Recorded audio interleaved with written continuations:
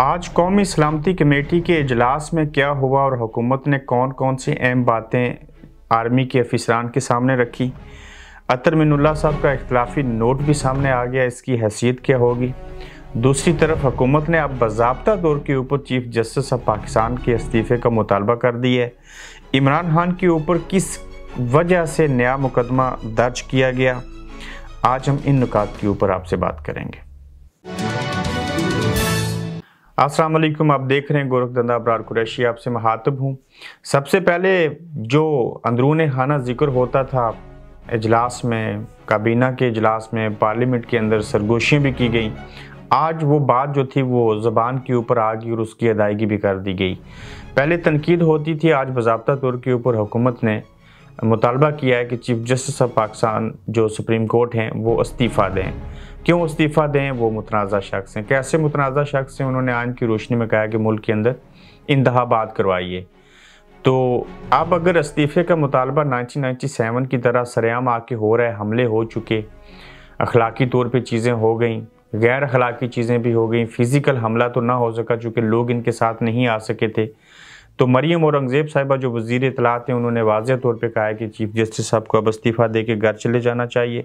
मुस्लिम league नून की जो chief organiser है मरियम नवाज़ ने भी चीफ जस्टिस से इस्तीफ़े का मुतालबा कर दिया है और चीफ जस्टिस उमर अत्याब बंदयाल को वो कहते हैं कि मुस्ताफ़ी हो जाना चाहिए, क्योंकि समाजी राब्ते की जो साइट है ट्विटर पर मरियम नवाज शरीफ साहब का कहना था कि चीफ जस्टिस उमर अत्याब बंदयाल ने तहरीक इंसाफ के हक़ में कानून और आइन की खुला खिलाफ वर्जी की है। फिर वो कहती हैं इल्ज़ाम लगाते हुए कि इख्तियारात के इस खुल्लम खुल्ला गलत इस्तेमाल की वजह से सुप्रीम कोर्ट ऑफ पाकिस्तान में बेमिसाल बगावत जैसी सूरत हाल पैदा हो चुकी है और बेदाग जज्जू ने चीफ जस्टिस के तर्ज अमल और तअस्सुब पर संगीनी सवालात उठाए हैं। उन्होंने ये भी कहा कि चीफ जस्टिस पर इस तरह की बद इंतज़ामी का इल्ज़ाम नहीं लगाया गया। पीटीआई की तरफ उनका झुकाव वाज़ेह हो चुका है और चीफ जस्टिस बंदयाल को इस्तीफ़ा ही अब दे देना चाहिए। फिर मरियम औरंगज़ेब कहती हैं कि हुकूमती तर्जमान की हैसियत से प्रेस कॉन्फ्रेंस में चीफ जस्टिस से इस्तीफ़े का मुतालबा किया और कहा अब चीफ जस्टिस के ओहदे पर रहने का कोई जवाज़ नहीं है उनका। चीफ जस्टिस की साख मुतासर हो चुकी है और उन्हें ओहदा छोड़ देना चाहिए। एक आइन शिकन लाडले की सहूलतकारी कबूल नहीं करेंगे, ये इस नौयत के अल्फाज कहेंगे और दुनिया का पहला मुल्क इस्लामी जमहूरिया पाकिस्तान होगा जहाँ पे जो अवाम के नुमाइंदे हैं जिन्होंने आइन और कानून की बालादस्ती के ऊपर अमल करके उसकी बालादस्ती को कायम करके एक मिसाल बनना होता है, ताकि आम आवाम जो है उनको कोई जवाब ना मिले कि बड़े अमल करेंगे तो छोटे ऑलरेडी अमल करेंगे। चूँकि ये कौम के नुमाइंदे होते हैं तो उनका ये तर्ज अमल है। बरतानिया के अंदर एक मेंबर ऑफ पार्लियामेंट अगर उसको गाड़ी का ट्रैफिक लाइट्स तोड़ के सिग्नल आगे चली जाए, उसको घर पे टिकट आ जाए, वो टिकट का जो क्लेम है उसको चैलेंज करे कि मैंने ऐसे नहीं किया था और चैलेंज करते हुए साबित उसके हक में हो या ना हो या जो भी चीज़ हो, इतनी सारी चीज़ को वजह बना के उसको बतौर मेंबर ऑफ पार्लियामेंट इस्तीफ़ा देना पड़ गया। यहाँ पे कोई शख्स, कोई वज़ीर आज़म, कोई शैडो मिनिस्टर अगर 6 महीने हुकूमत में आने से पहले ऐलान करे मैं ये करूँगा, मैं ऐसे करूँगा, मैं वैसे करूँगा और फिर वैसा ना कर सके तो वो इस्तीफ़ा दे के घर चला जाता है। हमारे सियासतदान कहते कुछ और हैं, करते कुछ और हैं। अदालतें जब उनको कहें कि आप अपनी ही बात के ऊपर अमल कर लो तो फिर कहते हैं आप ही इस्तीफ़ा दे दो। आप वही लोग हैं जो कह रहे थे असम्बलियाँ तोड़ो अब इलेक्शन करवाएंगे, आप ये बात ना कहते, इमरान खान ये काम ना करता, आपने उस बंदे को दावत दी, उसने ऐसे किया, अब करवाओ इलेक्शन। बहरहाल कौन सच्चा है कौन झूठा है अवाम समझते हैं, अवाम जानते हैं। अब देखना है कि चीफ जस्टिस इस्तीफ़ा देंगे या नहीं देंगे। आप ये बिल्कुल बराबरी की नहज के ऊपर आ गए, अब अदलिया जाने, उनका काम जाने, लेकिन ज़्यादा जजेस जो हैं वो उनके साथ हैं। यहाँ पे अतर मिनुल्लाह साहब ने एक इख्तलाफी नोट लिखा, उसमें उन्होंने पहली बात तो ये कही कि चीफ साहब देखिए, मैं खुद कह रहा था कि फुल कोर्ट जो है वो फुल बेंच बना देना चाहिए, आपने नहीं बनाया।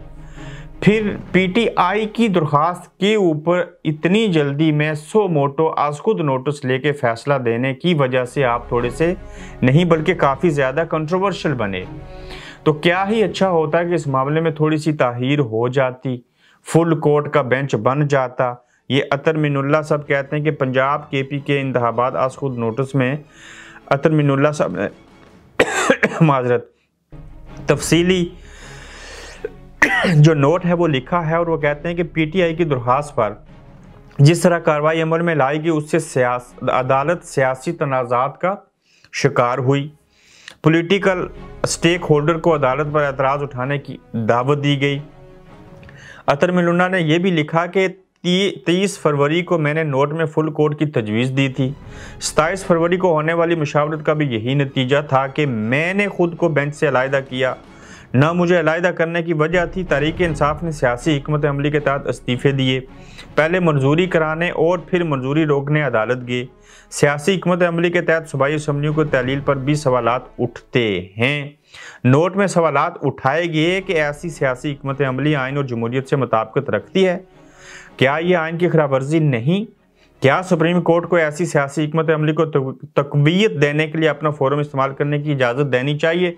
कुछ चीज़ें अतर मिनुल्लाह साहब ने ठीक रेज़ की हैं, लेकिन जब इसी हुकूमत जो इक़्तिदार में ये आए, हुकूमत बनाई इन पार्टियों ने, तब आप अतर मिनुल्लाह साहब कहाँ थे जब अदालत रात के 12 बजे खुली थी, जब अदालत ने आज खुद नोटिस ले के वो सारा अमल करवाया था, जब ये पंजाब असम्बली को तहलील होना चाहिए नहीं होना चाहिए, गवर्नर को हक हासिल है कि नहीं कि वो चीफ मिनिस्टर को कहे कि आप एतमाद का वोट हासिल करें, क्या चीफ मिनिस्टर को एतमाद का वोट हासिल करना चाहिए या नहीं करना चाहिए?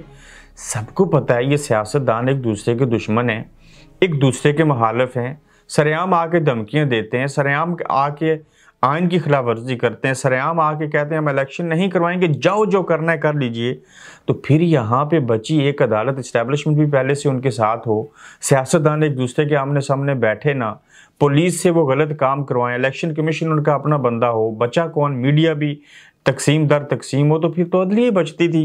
तो एक अदलिया अगर ऐसे करे तो उसमें आप कहते हैं कि सियासी तौर के ऊपर जो है वो दावत गुनाह दिया गया कि आप सियासी मामलात को तकवीयत देने की कोशिश करें। नहीं, असल में मुसीबत यह है कि एक यहाँ पे क्या कहूँ मैं, हमारे मुल्क की अदलिया है, इतना ही काफ़ी है कि ये जज जो है वो तकसीम है और इनकी हमदर्दियाँ किसी न किसी के साथ हैं, और इन हमदर्दियों में, इस तकसीम में जो कोई थोड़ा सा अच्छा काम भी करेगा उसका अच्छा काम भी बुरा नज़र आएगा, यानी कि बद से बदनाम बुरे वाली हालत है इनकी। वज़ीर-ए-आज़म का जो कौमी सलामती कमेटी का इजलास हुआ उसमें इसहाक डार साहब ये सारे लोगों ने रोना धोना ही किया है। देखिए हम बड़े मजबूर, देखिए हमारे पास पैसे नहीं हैं। 3 चीफ बैठे थे, उनको अपनी कहानी रोदात सुनाते रहे, हम क्या करें, हम कहाँ जाएं, हम कैसे जो है इलेक्शन करवा सकते हैं, हमने मुश्किल वक्त में हुकूमत ली, आपने हमें इसमें लाया, हमने कबूल कर लिया, अब देखिए हमारे पास पैसे कोई नहीं है, हम किस तरह से ये चीज़ें कर सकते हैं, ऐसे कर सकते हैं, हम IMF पैसे कोई नहीं दे रहा, फलां चीज़, यानी कि उन्होंने सब रोना धोना किया कौमी सलामती कमेटी के इजलास में। और वज़ीर-ए-आज़म ने आज कौमी सलामती कमेटी के इजलास में भी माशी सूरत हाल को कैश करवाया। वज़ीर-ए-आज़म साहब ने कहा कि माशी सूरत हाल ऐसी नहीं है कि इलेक्शन हो और हुकूमत ये बात समझने को बिल्कुल तैयार नहीं, अदालत एक तरफा फैसला कर रही है जिससे मामलात और बिगड़ रहे हैं। वज़ीर-ए-आज़म के मुताबिक तमाम इदारों को इस वक्त एक पेज पर होने की ज़रूरत है।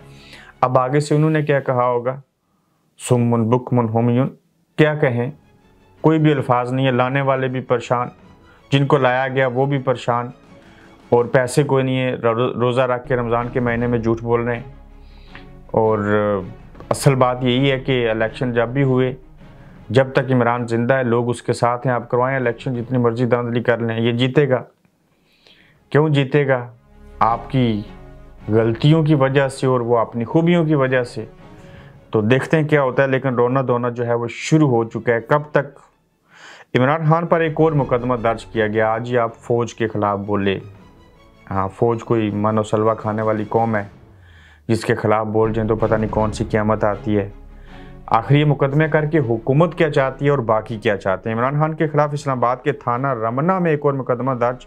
मजिस्ट्रेट की मुद्दत में दर्ज मुकदमे में कहा गया कि इमरान खान ने इंटरव्यू में असास इदारे के अफसर से मुतल्लिक़ नाजेबा अल्फाज इस्तेमाल किए। हुकूमत फ़िलहाल सिर्फ इमरान खान को प्रेशर में रखना चाहती है। असल में ये हुआ इसलिए है, एहसास इदारे के ख़िलाफ़ कौन नहीं, नवाज शरीफ साहब लंदन में बैठ के बाजवा साहब के बारे में बोलते रहे, बाकियों के बारे में कहते रहे, ना तो खलवाड़ करें ना इनके ख़िलाफ़ कोई बोले।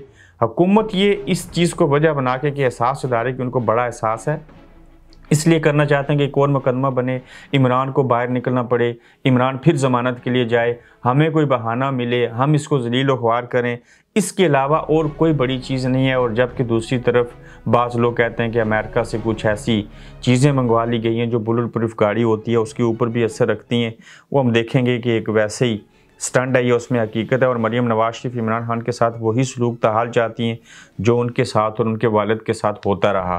मुसीबत ये है कि अगर ये मरीम साहिबा ये सलूक उनके साथ करें ना, जो बाजवा साहब थे उधर ही बैठे हुए हैं, शायद मेरे ख्याल में इन दिनों भी दुबई हैं, बाजवा साहब को फांसी पे लटकाओ, उन्होंने किया था आपके ऊपर मुकदमा, उन्होंने ये जो पैनामा था उसमें वो शामिल थे, नो डाउट जनरल फैज़ हमीद भी शामिल थे।